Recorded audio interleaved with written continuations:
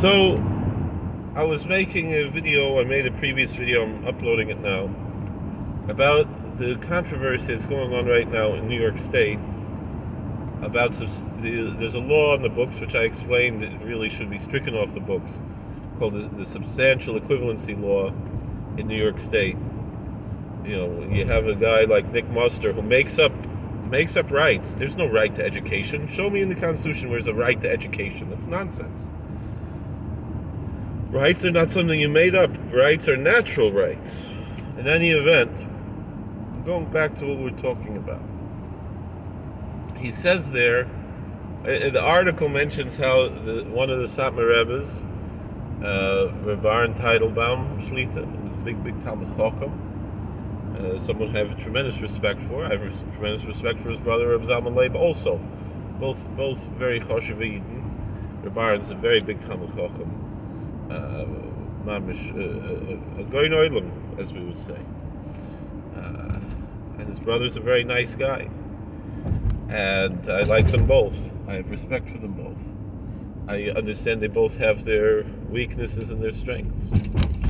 And I respect them both very much, and I enjoy any time I visit either of them. And I have children. My children learn in both of their schools. My children go. Some children in one, some children in the other. So I have shaykhs there. So some of my children. In any event, the point that I'm making is that the Rabban, he said they're not going to follow these laws. The people are going to rebel. And this punk commie piece of garbage, Nick Muster, I don't mind to say that. He's a real apikoros. He should know better. He's a oicher Yisrael. And I'm very open to having opportunities for parents to make choices in the free market that they want. Like there was a school in Eretz Yisrael, I think they call it the Hasidic Academy, Academia Hasidi, something like that. If this is what the people want, Adarabba, it's a free country, a free market. I'm not opposed to something like that. What I am opposed to is the government coming in and imposing it. That's the problem. The same issue with the vaccines. I took the vaccine, but I don't want the government to force anyone to take a vaccine. Particularly some people, they can't take it. I know people, their doctors told them it would be dangerous for you to take it. So they should listen to the doctor or some government bureaucrat who doesn't know anything about medicine. This is the world we live in. So in any event, we are discussing this. I mentioned there, so he said there, the Satmar Rebbe said, the people in my community are going to revolt against this law. We're not going to let it stand. And this Nick Muster, he said, this guy, Satmar Rebbe, he controls his community. If he says something, they have to listen to him. It's a very ignorant statement. Probably because he comes from Belz. Belz is a little bit more like that. As most Hasidic communities, a Rebbe has a tremendous power. I don't think Belz is as much as a place like Lubavitch or Karlin Stolin or Skver, where the Rebbe's word is unquestionable. It happens to be the Karlin Stolin Rebbe is a very moderate person, but his word, you can't argue against the Karlin Stolin Rebbe, in Karlin Stolin. Certainly in Skver, Lubavitch, there's violence if you try to fight against the Rebbe.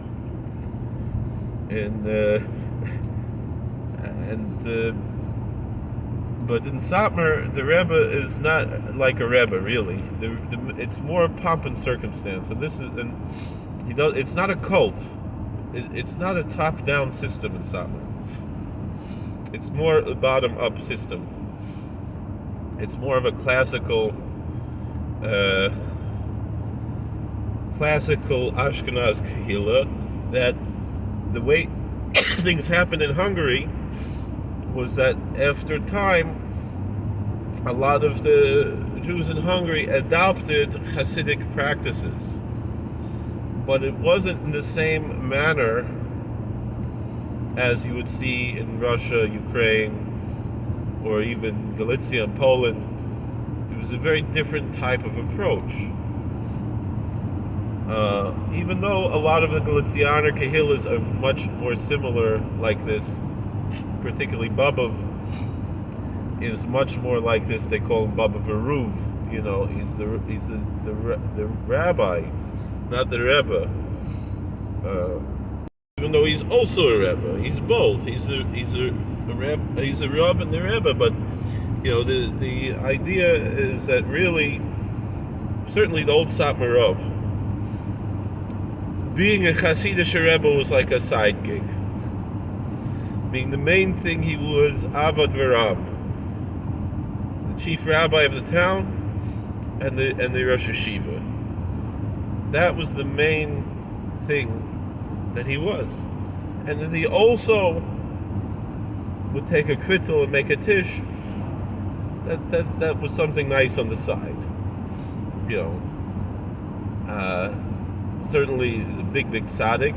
But I remember, I of course was too young to remember Satmar Rav. I remember the Berach Moshe very well. Went to him many times, went to Tish many times. Especially Shalosh Shudas was there many times, and Malav Malkus was there many times. And the thing is, in those days, you ask a Satmar Chosid. If you would ask Lubavitcher Chosid, who's the biggest tzaddik, even now, 20 years after Lubavitcher Rebbe is not in this world anymore, Lubavitcher Rebbe. You ask Skvera Chosid, who's the biggest tzaddik? Skvera Rebbe. You ask a Stoliner Chosid, who's the biggest tzaddik? Stoliner Rebbe. You ask a Satmar Chosid in the year 2002, when I was, drawing sich like that. Where's the greatest tzaddik? Sure, the Berach Moshe Chushviyid, a tzaddik. But the biggest tzaddik is the Tosher Rebbe. Biggest tzaddik is the Sklener Rebbe. Biggest tzaddik is Reb David Abu Chatzera.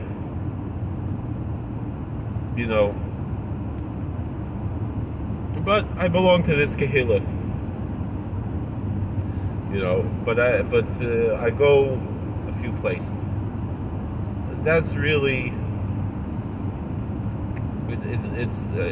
that's really essentially what the Satmar is more like. I remember Yitzchak Leibovich Shlita, who I have somewhat of a little bit of a shaykhus with because I live in Sullivan County, and Yitzchak, he's the Woodridge Rav, right? I remember he called me once. He said, "This is the roof in Woodridge," and he said, "Satmar, what's the Satmar?" Satmar is the name of the town where my Rosh Yeshiva is Gevein Roof. That was his approach. And I'll tell you a different story. Reb David Meislich, he told me he was asking. He said he learned in yeshiva together with Reb Zalman Leib. He asked him about he's making books in English. Is the Rebbe going to fight against me making these books in English? Zalman Leib said, I can't give a haskama on an English book. I'll lose my job. That's what he told him. He said, I'm not asking you to give a haskama. I'm just asking you going to fight against me. He said, no, I'm not going to fight against you. All right, good.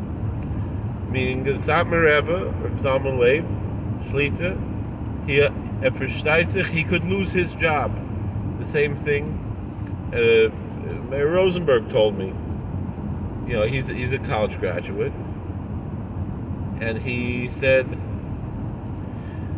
someone asked, I think he said his father, Reb Nuchem, who's a colorful character to say the least, asked Reb Aaron Teitelbaum something about making a college. And he said, I can't do it as long as there were people still around who received Bilkalach from the Baldivrei oil. Meaning, someone who received in their hand Shrayim a Bilkala from Divrayol, a Chalarol. I can't, with such people still around, I can't do such a thing. Mashma that maybe in the future things could change, but not right now. because he understood that he has people he has to answer to. He can't do whatever he wants. It's not a cult that's top down. It's a kahila. Like I said, it's more like broyers. Just happens they wear streimels and bekishes, and the davenusach svard, and the Rebbe makes a tish, and he takes kvitluch. I saw something at the Satmar tish you would never see in Square. And again, I'm not knocking Square. I'm not knocking Karl and Stolen. I love Square. I love Karl and Stolen. I love Lubavitch. I love all of them. I'm just saying it's different. There's difference. You would never see such a thing. I was at the Hanukkah tish, and Rabban, he's talking, and one of the Yidden, they're sitting there. I know if he's a rabbi, if he's a balabas, he kind of is talking to him and learning, arguing with him and learning, and he had a big smile on his face. He loved it. He enjoyed it. You know, that's Satmar. Because they asked Rabbi Yitzchak Levovich also, what would the Satmar Rav say about some issue? He said, Satmar Rav would say, what difference does it make what Satmar Rav says? What does the Torah say? Satmar is not a cult. It's very old-fashioned kahila, and it has a Hasidic mahus to it, but it's not like the other Hasidic groups where the Rebbe is, you can't question him. No such thing. In Satmar, it's not like that. In Satmar, it's the Rebbe is the chief rabbi of the town. He's the Rosh Hashiva, and he takes a kvittel. And it's interesting. The Chavos Yor says that the Avbezin Teifus Yeshiva is Avbezin Varav, Avbezin Varam. That's someone who has a koich to give a bracha, like in Parshas Parah, the Shabbos after. Shabbos after Purim, they would in Verms they would have a big like a Shabbaton for the Bachrim, and the Rav and the Rebbitzin would both give brachas to all the Bachrim, and that type of an Inyan, because a Rav who's also a Yeshiva, that is someone that he is both, not only a Yeshiva, not only a Rav, but he's both. That's who has the koich to give a bracha. And that's essentially really the idea in the Hungarian communities, more or less, of a Rebbe also. It's not, the Rebbe takes kvitlach, and he makes a tish, he takes shrayim, and it's a chosh of a thing, and have respect for it, but it's not like a brainwashed cult. And I'm not saying the others are, but this Nick Muster, he grew up in Bells, he doesn't understand how things work in Satmar. If he thinks that Rabban can go against what the whole Kehila wants, like the same thing like his brother said, he could lose his job. It's really true.